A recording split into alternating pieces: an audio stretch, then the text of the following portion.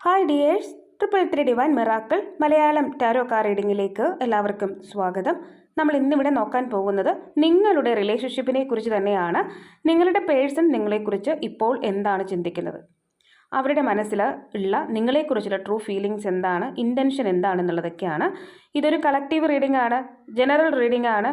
അതുകൊണ്ട് തന്നെ നിങ്ങൾക്ക് റീസണേറ്റ് ആവുന്ന കാര്യങ്ങൾ മാത്രം എടുത്താൽ മതി. ഫോഴ്സ്ഫുള്ളി നിങ്ങളുടെ ലൈഫിലേക്ക് നിങ്ങൾക്ക് ഇഷ്ടമില്ലാത്ത കാര്യങ്ങൾ ഒന്നും തന്നെ നിങ്ങൾ അട്രാക്റ്റ് ചെയ്യേണ്ടതില്ല. റീഡിംഗ് സ്റ്റാർട്ട് ചെയ്യുന്നതിന് മുമ്പ് ഇതൊരു ജെൻഡർലെസ് വീഡിയോ ആണ്. മെയിൽ ഓർ ഫീമെയിൽ അങ്ങനെ വ്യത്യാസമൊന്നും തന്നെ ഇല്ല. ആർക്ക് വേണമെങ്കിലും കാണാം. കൂടാതെ ടൈംലെസ് വീഡിയോ കൂടിയാണ്. നിങ്ങളിത് എപ്പോൾ കണ്ടാലും അപ്പോൾ മുതൽ നിങ്ങൾക്കിത് വാലിഡ് ആയിരിക്കും. നിങ്ങൾ ചെയ്യേണ്ടത് നിങ്ങളുടെ പേഴ്സൺ ആരാണോ ആ വ്യക്തിയെക്കുറിച്ച് ചിന്തിക്കുക. ആ വ്യക്തിയുമായി സ്പെൻഡ് ചെയ്തിട്ടുള്ള നല്ല മൊമെൻറ്റ്സ് കാര്യങ്ങളൊക്കെ ഓർത്തെടുക്കുക.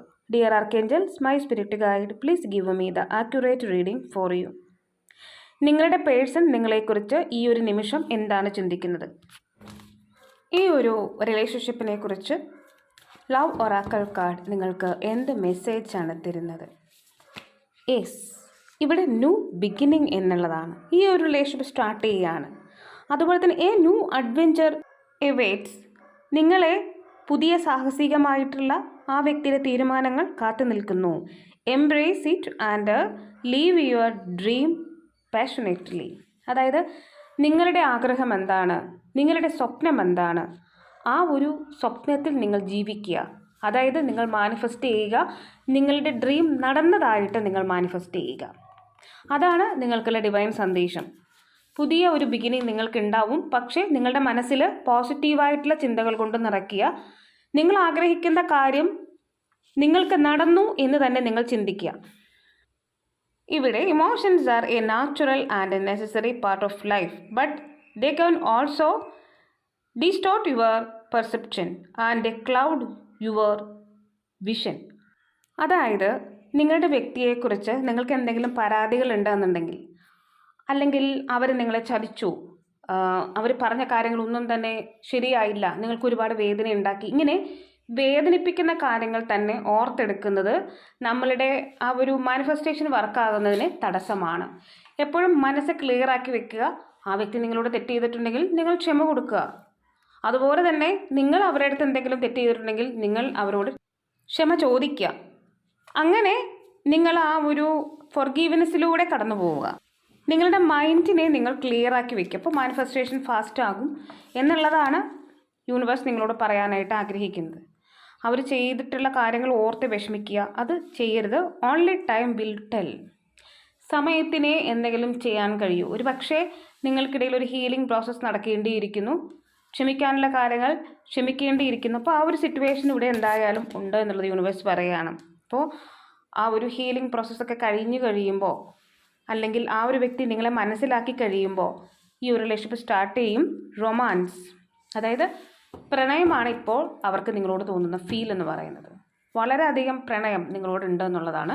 അപ്പോൾ അവരെ സംബന്ധിച്ചിടത്തോളം പുതിയൊരു ബിഗിനിങ്ങിന് വേണ്ടിയിട്ട് അവർ കാത്തിരിക്കുന്നു എന്നുള്ളതാണ്. ഒരുപക്ഷെ നിങ്ങൾക്ക് നിങ്ങളുടെ മനസ്സിൽ അവരോട് ഒരുപക്ഷെ കുറച്ച് ദേഷ്യവും സങ്കടങ്ങളും ഒക്കെ ഉണ്ടായിരിക്കാം. യെസ്, എൻവി. ഇവിടെ മറ്റുള്ള ആൾക്കാരുടെ തേർഡ് പാർട്ടി സിറ്റുവേഷനിൽ നിൽക്കുന്ന ആൾക്കാർ, തേർഡ് പാർട്ടി സിറ്റുവേഷൻ എന്ന് പറയുമ്പോൾ ഫ്രണ്ട്സ് തേർഡ് പാർട്ടി സിറ്റുവേഷനായിട്ട് വരാം, അവരുടെ ഫാമിലി, അതുപോലെ തന്നെ ജോലി, അവരുടെ തിരക്കുകൾ, അവരുടെ സ്വഭാവം, അവരുടെ അഡിക്ഷൻസ് എല്ലാം തേർഡ് പാർട്ടി ആയിട്ട് വരാം. അപ്പം ആ ഒരു സിറ്റുവേഷൻ ഇവിടെ ഉണ്ടായിട്ടുണ്ട്. ഇനി തേർഡ് പാർട്ടിയായിട്ട് നിൽക്കുന്നത് കുറച്ച് വ്യക്തികളാണെന്നുണ്ടെങ്കിൽ അവരിലെ അസൂയ, അതായത് നിങ്ങളെ മനഃപൂർവ്വം സെപ്പറേറ്റ് ആക്കണമെന്ന് അവർ ആഗ്രഹിക്കുന്നുണ്ടായിരിക്കാം. അതുകൊണ്ട് തന്നെ അവരിലെ അസൂയ നിങ്ങളെ സെപ്പറേറ്റ് ആക്കിയിട്ടുണ്ടായിരിക്കാം. ഇവിടെ നിങ്ങൾ ഒരു പക്ഷേ ആ ഒരു വ്യക്തിക്ക് ഫ്രീഡം കൊടുത്തിട്ടുണ്ടാവില്ല. ചിലപ്പോൾ ഒരുപാട് ഫ്രീഡം ആഗ്രഹിക്കുന്ന ഒരു വ്യക്തിയായിരിക്കാം നിങ്ങളുടെ പാർട്ട്ണർ എന്ന് പറയുന്നത്. അവർക്ക് ഇഷ്ടം പോലെ ഫ്രണ്ട്സ് ഉണ്ടായിരിക്കാം, അല്ലെങ്കിൽ ഫാമിലി എന്ന് പറയുന്ന ആ ഒരു സിറ്റുവേഷനോട് ഭയങ്കരമായിട്ടുള്ള ഒരു ഇഷ്ടം അങ്ങനെയൊക്കെ ഉണ്ടായിരിക്കാം. അവരൊരുപാട് സ്നേഹിക്കുന്ന സിറ്റുവേഷൻസ്, പാരൻസ് ഒരുപാട് ലവബിളായിട്ട് നിൽക്കുന്ന സിറ്റുവേഷൻസ് ഒക്കെ ഉണ്ടായിരിക്കാം. അപ്പോൾ അതൊന്നും ചിലപ്പോൾ നിങ്ങൾക്ക് അവരോട് കാണിക്കുന്ന സ്നേഹം അല്ലെങ്കിൽ നിങ്ങളെക്കാൾ കൂടുതലാണെന്ന് തോന്നുകയോ, അവർക്ക് മറ്റുള്ളവരോട് സംസാരിക്കാനുള്ള അനുവാദം നിങ്ങൾ കൊടുക്കാതിരിക്കുകയോ, അങ്ങനെ എന്തെങ്കിലുമൊക്കെ കാരണങ്ങൾ ഉണ്ടായിട്ടുണ്ടെങ്കിൽ ഒരു പക്ഷേ, അല്ലെങ്കിൽ എന്തിലും ഏതിലും ഒക്കെ അവരുടെ കാര്യത്തിൽ ഇടപെടുന്ന സിറ്റുവേഷൻസ് ഒക്കെ ഉണ്ടായിട്ടുണ്ടെങ്കിൽ അവർ ഫ്രീഡം ആഗ്രഹിക്കുന്ന ഒരു വ്യക്തിയാണെന്നുള്ളത് മനസ്സിലാക്കുക. അതുകൊണ്ട് തന്നെ അവർക്കൊരു ഡിസിഷൻ എടുക്കാൻ വളരെ ബുദ്ധിമുട്ടാണ് ഇപ്പോൾ. കാരണം അവർ ഒരുപാട് ഫ്രീഡം ആഗ്രഹിക്കുന്നു. അതുകൊണ്ട് ഈ റിലേഷൻഷിപ്പ് മുന്നോട്ട് പോകാൻ പറ്റില്ല എന്ന് തന്നെയാണ് അവർ ചിന്തിക്കുന്നത്. അതുപോലെ തന്നെ പക്ഷേ ഇപ്പോൾ അത് മുൻപത്തെ കാര്യമാണ്. ഇപ്പോൾ ആ ഒരു സിറ്റുവേഷനെ ഓർത്തിട്ട് അവർക്ക് റിഗ്രറ്റ് ഫീൽ ചെയ്യാണ്. വേണ്ട, അത് കുഴപ്പമില്ല, നിങ്ങൾ ഒരുപാട് സ്നേഹിച്ചിട്ടുണ്ട്, പാവം സ്നേഹം കൊണ്ടാണ് എന്നെ ഒരുപാട് എന്താ പറയുക പിടിച്ച് ഞെരുക്കിയിരുന്നത്, അല്ലെങ്കിൽ എൻ്റെ അടുത്ത് ഒരുപാട് പൊസസീവ്നെസ് കാണിച്ചുകൊണ്ടിരുന്നതൊക്കെ സ്നേഹം കൊണ്ടാണെന്നൊക്കെ മനസ്സിലാക്കിയിട്ട് ഇപ്പോൾ അതുപോലെ തന്നെ ഗിൽട്ട്, കുറ്റബോധവും തോന്നുന്നുണ്ട്, ഒരു നഷ്ടബോധവും ഒക്കെ തോന്നുന്നുണ്ട്. ചിലപ്പോൾ നിങ്ങൾക്ക് ദേഷ്യം വന്നിട്ട് നിങ്ങൾ ചിലപ്പോൾ ഈ ഒരു വ്യക്തിയെ വിട്ടിട്ട് പോയിട്ടുണ്ടായിരിക്കാം. അതുകൊണ്ട് തന്നെ നിലവിലിപ്പോൾ ഒരുപാട് റിഗ്രറ്റും കുറ്റബോധവും ഒക്കെ തോന്നുന്നുണ്ട്. അപ്പം യഥാർത്ഥത്തിൽ നിങ്ങൾ അവരെ സ്നേഹിച്ചിട്ടുണ്ടായിരിക്കാം, ഒരുപാട് സ്നേഹിച്ചിട്ടുണ്ടായിരിക്കാം. അതിൻ്റെ ഭാഗമായിട്ടായിരിക്കാം ചിലപ്പോൾ അവർക്ക് ഫ്രീഡം കൊടുക്കാത്ത സിറ്റുവേഷൻസോ അല്ലെങ്കിൽ ഒരുപാട് പൊസസീവ്നെസ് കാണിക്കുന്ന സിറ്റുവേഷൻസോ ഒക്കെ ഉണ്ടായിട്ടുള്ളത്. ആ സമയത്ത് നിങ്ങൾ ആ ഒരു പ്രണയിച്ചിരുന്ന സമയത്ത് ഇതൊന്നും മനസ്സിലാക്കാനുള്ള ഒരു ബോധ്യം അല്ലെങ്കിൽ ബോധമൊന്നും ഇവർക്ക് ഉണ്ടായിട്ടില്ല. അതിനെ കുറ്റപ്പെടുത്തിയാണ് ഇവർ കണ്ടിട്ടുള്ളത്. അപ്പോൾ ആ ഒരു സിറ്റുവേഷൻ ഇവിടെ ഉണ്ടായിട്ടുണ്ട്. ഇവിടെ ദ വേൾഡ് എന്നൊരു കാർഡാണ് കിട്ടിയിട്ടുള്ളത്. അവർ തീർച്ചയായിട്ടും നിങ്ങളെ മാനിഫെസ്റ്റ് ചെയ്യുന്നുണ്ട്. നിങ്ങളാണ് അവരുടെ ലോകം എന്നാണ് അവർ കരുതുന്നത്. അപ്പോൾ ഈ ഒരു റിലേഷൻഷിപ്പ് ഫുൾഫിൽമെൻറ്റിലേക്ക് വരാനും നിങ്ങളുമായിട്ട് പഴയ പോലെ സ്നേഹത്തിലാവാനും ഇവർ ആഗ്രഹിക്കുന്നുണ്ട് ഇപ്പോൾ. അതുപോലെ തന്നെ എൻ്റെ ആയിപ്പോയിട്ടുള്ള റിലേഷൻഷിപ്പ് വീണ്ടും തുടങ്ങാനായിട്ട് ആഗ്രഹിക്കുന്നു. ഇവിടെ ക്യൂൻ ഓഫ് പെൻറ്റക്കിൾസ് എന്ന് പറയുമ്പോൾ അവർ നിങ്ങളെ കാണുമ്പോൾ നിങ്ങൾ വളരെയധികം ബ്രൈറ്റായിട്ടും വളരെ സ്റ്റെബിലിറ്റിയോട് കൂടിയും നിങ്ങൾ നിങ്ങളുടെ കാര്യങ്ങൾ ചെയ്യുന്നതായിട്ട് ഇവർക്ക് തോന്നുകയാണ്. അപ്പോൾ ഇവർ നോക്കുമ്പോൾ നിങ്ങളെ ഈ ഒരു പ്രശ്നങ്ങളൊന്നും ബാധിച്ചിട്ടില്ല. പ്രശ്നങ്ങൾ ബാധിച്ചിരിക്കുന്ന മുഴുവൻ ഈ ഒരു വ്യക്തിയെയാണ്. അവർക്ക് റിഗ്രറ്റ് ഫീൽ ചെയ്യുകയാണ്, നിങ്ങളെ തിരിച്ചു കിട്ടണമെന്ന് അവർ ഒരുപാട് ആഗ്രഹിക്കുകയാണ്. അതിനുവേണ്ടി ഏത് സാഹസികമായിട്ടുള്ള പ്രവർത്തനങ്ങൾക്കും പോകാൻ ഇപ്പോൾ അവർ തയ്യാറായിട്ട് നിൽക്കുകയാണ്. നിങ്ങൾ വളരെയധികം ഡൗൺ ടു എർത്ത് ആയിട്ടുള്ളൊരു വ്യക്തിയാണ്. കാരണം നിങ്ങൾ ഒരുപാട് ഇവരെ സ്നേഹിച്ചു, അവർക്ക് ആ ഒരു സ്നേഹം വേണ്ട, ഒരു തീരുമാനമില്ലാതെ പോയി. പിന്നെ നിങ്ങളൊരു പക്ഷേ അവരെ മൈൻഡ് ചെയ്തിട്ടുണ്ടാവില്ല. ഇപ്പോൾ നിങ്ങൾക്ക് നീതി തരാനായിട്ട് അവരെ ആഗ്രഹിക്കുകയാണ്. അവർക്ക് മനസ്സിലായിട്ടുണ്ട് അവരാണ് തെറ്റുകാരൻ അല്ലെങ്കിൽ തെറ്റുകാരി. നിങ്ങളൊരിക്കലും ആ ഒരു സെപ്പറേഷൻ ഡിസർവ് ചെയ്തിട്ടില്ല എന്നുള്ള കാര്യം അവർക്ക് മനസ്സിലാവുകയാണ്. ഇപ്പോൾ നിങ്ങൾക്ക് ജസ്റ്റിസ് തരാനായിട്ട് ആഗ്രഹിക്കുകയാണ്. ആ ഒരു സിറ്റുവേഷൻ ഇവിടെ ഉണ്ട്. ഇവർക്കാണ് തെറ്റ് പറ്റിയതെന്നുള്ള കാര്യം ഇവർ മനസ്സിലാക്കുകയാണ്. ഒരുപക്ഷെ നിങ്ങൾ സെൽഫ് ലവ് കൊടുത്ത് നിങ്ങളുടേതായിട്ടുള്ള ആ ഒരു ലോകത്തേക്ക് നിങ്ങൾ വ്യാപൃതമായിട്ടുണ്ടാവാം. നിങ്ങൾ നിങ്ങളുടെ കാര്യങ്ങൾ നോക്കി നിൽക്കുമ്പോൾ അവരെ സംബന്ധിച്ചിടത്തോളം അവർക്കത് സഹിക്കാൻ പറ്റുന്നില്ല. അവർ ചിന്തിച്ചിട്ടുള്ളത് നിങ്ങൾ വളരെയധികം വിഷമിക്കും, നിങ്ങൾ പിറകെ വരും, ചേസ് ചെയ്യും, അങ്ങനെയൊക്കെ ആയിരിക്കും അവർ ചിന്തിച്ചിട്ടുള്ളത്. പക്ഷെ അതൊന്നും നടക്കാതെ വന്നപ്പോൾ അവർ വല്ലാത്ത ടെൻഷനിലായിപ്പോയി. അതുപോലെ തന്നെ ഇവിടെ ഇപ്പോൾ വളരെ സത്യസന്ധമായിട്ട് നിൽക്കുന്നുണ്ട്. നിങ്ങളോട് സംസാരിക്കണമെന്നാണ് അവർ ആഗ്രഹിക്കുന്നത്. ചിലപ്പോൾ നിങ്ങൾ ബ്ലോക്ക് ചെയ്തിട്ടുണ്ടാവും ആ ഒരു വ്യക്തിയെ, അല്ലെങ്കിൽ മൈൻഡ് ചെയ്യുന്നുണ്ടാവില്ല. ചിലപ്പോൾ അവർ നിങ്ങളോട് സംസാരിക്കുന്നുണ്ടാവും, നിങ്ങൾ റിപ്ലൈ കൊടുക്കുന്നുണ്ടാവില്ല. ആ ഒരു സിറ്റുവേഷൻ ആയിരിക്കാം. ഇവിടെ നിങ്ങൾക്ക് വേണ്ടിയിട്ട് സംസാരിക്കണമെന്ന് ആഗ്രഹിക്കുന്നു. എന്ത് വില കൊടുത്തും അല്ലെങ്കിൽ എന്ത് കഷ്ടപ്പെട്ടിട്ടാണെങ്കിലും റിലേഷൻഷിപ്പ് ഒരുമിപ്പിക്കണം എന്നവർ ആഗ്രഹിക്കുകയാണ്. നിങ്ങളെക്കുറിച്ച് കൂടുതലായിട്ട് ചിന്തിക്കുകയാണ്. അപ്പോൾ എന്തൊക്കെ സിറ്റുവേഷൻസ് ഉണ്ടെങ്കിലും നിങ്ങൾ വേണം എന്നുള്ളതിനെക്കുറിച്ചാണ് ഇപ്പോൾ ചിന്തിക്കുന്നത്. അതുപോലെ തന്നെ നിങ്ങൾക്ക് വേണ്ടിയിട്ട് നല്ല ഡിസിഷൻസ് എടുക്കാനായിട്ട് അവരിപ്പോൾ റെഡിയാണ്. അതായത് പ്രാക്ടിക്കലായിട്ട് ചിന്തിക്കാൻ തുടങ്ങിയവർ. നേരത്തെ ഇമോഷണലായിട്ട് ചിന്തിച്ച് അവർക്ക് അനുകൂലമായിട്ടുള്ള ഡിസിഷൻസാണ് എടുത്തുകൊണ്ടിരുന്നത്. പക്ഷേ ഇപ്പോൾ നിങ്ങൾക്ക് അനുകൂലമായിട്ടുള്ള ഡിസിഷൻസ് എടുക്കാൻ തയ്യാറാണെന്ന് അവർ പറയുന്നുണ്ട്. ഇവിടെ 2 ഓഫ് കപ്സ് പ്രണയത്തെയാണ് കാണിക്കുന്നത്. ഇതൊരു കമ്മിറ്റ്മെൻറ്റിനെയാണ് കാണിക്കുന്നത്. ഇപ്പോൾ നിങ്ങൾ ആഗ്രഹിക്കുന്ന പ്രണയം നിങ്ങൾക്ക് തരാനായിട്ട് അവരിപ്പോൾ റെഡിയാണ്. അതുപോലെ തന്നെ 9 ഓഫ് പെൻറ്റക്കിൾസ് ഇവിടെ വളരെ സ്റ്റേബിളായിട്ട് നിങ്ങൾ നിങ്ങളുടെ ജോലിയിൽ, നിങ്ങൾ ബിസിനസ് വുമൺ ആണ് അല്ലെങ്കിൽ ബിസിനസ് മാൻ ആണെന്നുണ്ടെങ്കിൽ ആ ഒരു കാര്യത്തിൽ നിങ്ങൾ വളരെ ബ്രൈറ്റായിട്ട് നിൽക്കുന്നു. നിങ്ങളുടെ ജോലി ചെയ്യുന്നു, നിങ്ങൾ വളരെ ഹാപ്പി ആയിട്ടിരിക്കുന്നു, നിങ്ങൾ ഫ്രണ്ട്സിൻ്റെ കൂടെ നിൽക്കുന്നു, അതുപോലെ തന്നെ നിങ്ങൾ നേട്ടങ്ങൾ കൊയ്യുന്നു. അപ്പോൾ ഇതുപോലത്തെ സിറ്റുവേഷൻസൊക്കെ ഇവർക്ക് കാണുന്ന ബുദ്ധിമുട്ടാണ്. അതുപോലെ തന്നെ നിങ്ങൾ വളരെ തിളക്കമുള്ളതായിട്ട് കാണുന്നു. അപ്പോൾ ഇവിടെ എന്തായാലും ഹയറോഫന്റ് എന്ന് പറയുന്നൊരു കാർഡ് നിങ്ങളെ വിവാഹം ചെയ്യാൻ ഞാൻ തയ്യാറാണെന്ന് പറയുകയാണ്, അല്ലെങ്കിൽ ഒരു കമ്മിറ്റ്മെൻറ്റിലേക്ക് വരാൻ ഞാൻ ഒരുക്കമാണെന്ന് അവർ പറയുവാണ്.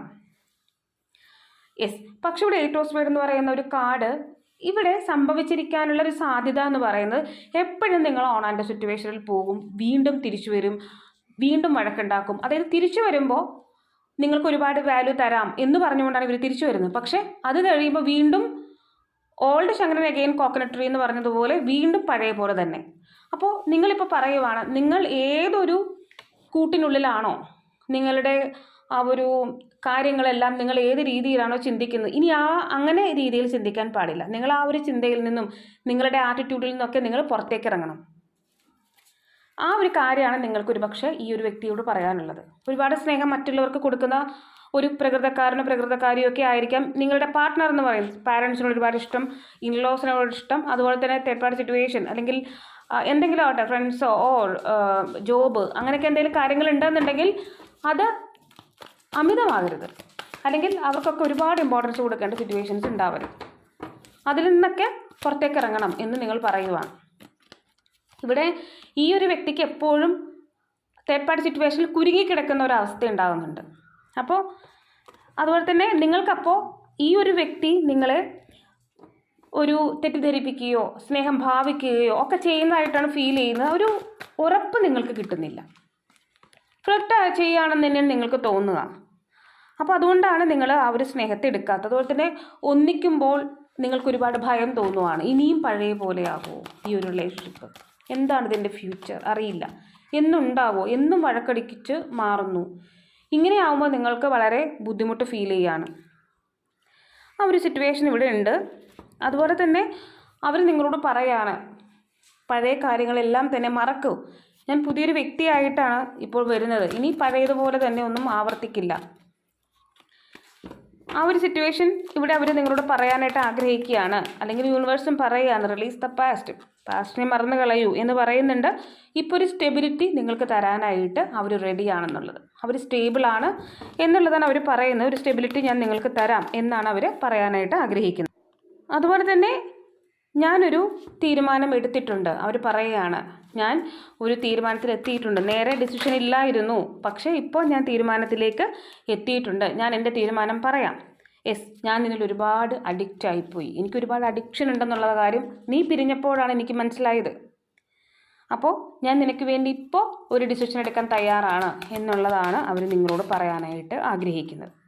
അപ്പോൾ ഇവിടെ അക്ഷരാർത്ഥത്തിൽ അവർക്ക് ഒരുപാട് അഡിക്ഷനും കാര്യങ്ങളും ഒക്കെ ഉണ്ട്. നിങ്ങൾ പോയപ്പോൾ അവർ വിഷമിച്ചിട്ടുണ്ട്. അതുപോലെ തന്നെ ഇപ്പം വളരെ ലോയലായിട്ട് തന്നെയാണ് അവർ നിൽക്കുന്നത്.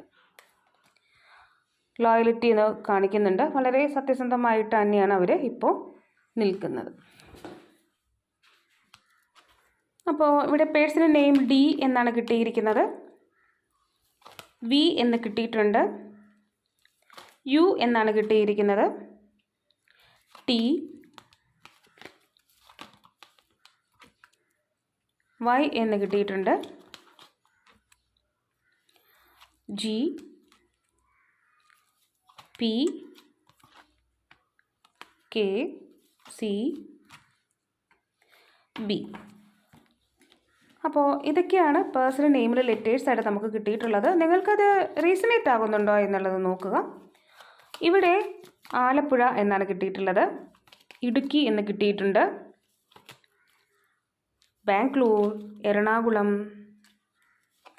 കാസർഗോഡ്, തിരുവനന്തപുരം. അപ്പോൾ ഇതൊക്കെയാണ് പ്ലേസായിട്ട് നമുക്ക് കിട്ടിയിരിക്കുന്നത്. നിങ്ങൾക്കത് റീസണേറ്റ് ആകുന്നുണ്ടോ എന്നുള്ളത് നോക്കുക. ഇനി നമുക്ക് മോർ ക്ലൂ കൂടി എടുക്കാം.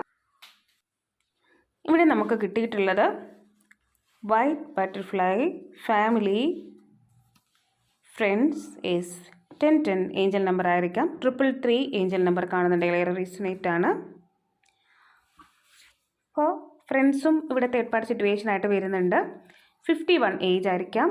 44 ഏജ്, 14 ഡേറ്റ് ഓഫ് ബർത്ത് ആവാം. 1 എന്ന് കിട്ടിയിരിക്കുന്നു. 15, 48, 5 എന്നൊരു നമ്പർ, 26, 16, 40. തിക്ക് ഹെയർ, വളരെ തിക്ക് ഹെയർ ഉള്ള ആളായിരിക്കാം. ലോങ് ഹെയർ, നീളമുള്ള മുടിയുള്ള ആളായിരിക്കാം. ഏഞ്ചൽ. ഫാദർ എന്ന് കിട്ടിയിട്ടുണ്ട്. അട്രാക്ഷൻ, യെസ്, വളരെ അട്രാക്റ്റീവായിരിക്കാം നിങ്ങൾ. ഗ്രീൻ ബട്ടർഫ്ലൈ കാണുന്നുണ്ടെങ്കിൽ ഏറെ റീസണേറ്റ് ആണ്. Sharp nose. യെല്ലോ ബട്ടർഫ്ലൈ കാണുന്നുണ്ടെങ്കിൽ ഏറെ റീസണേറ്റ് ആണ്. Round face. ഗിഫ്റ്റൊക്കെ കൊടുത്തിട്ടുള്ള പ്രണയമായിരിക്കാം. Species, Scorpio, beautiful eyes. അപ്പോൾ ഇതൊക്കെയാണ് ക്ലൂ ആയിട്ട് നമുക്ക് കിട്ടിയിട്ടുള്ളത്. നിങ്ങൾക്കത് റീസണേറ്റ് ആകുന്നുണ്ടോ എന്നുള്ളത് നോക്കുക. നമുക്കിനി ഏഞ്ചൽ മെസ്സേജസ് ആണ് എടുക്കാനുള്ളത്. This situation will improve. ഈ സിറ്റുവേഷനൊക്കെ ഇമ്പ്രൂവ് ആയി കിട്ടും നിങ്ങൾക്ക്. ഏഞ്ചൽ നിങ്ങളെ ബ്ലെസ് ചെയ്യാണ്.